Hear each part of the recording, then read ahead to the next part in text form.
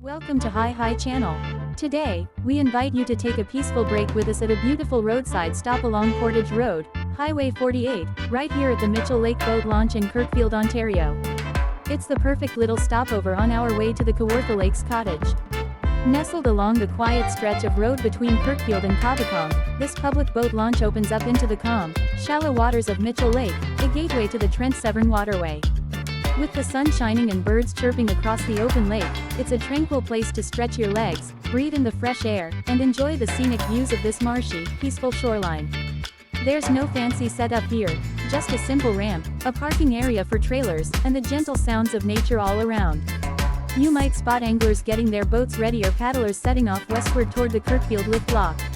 And if you're lucky, a heron or osprey might glide by as you stand by the water's edge.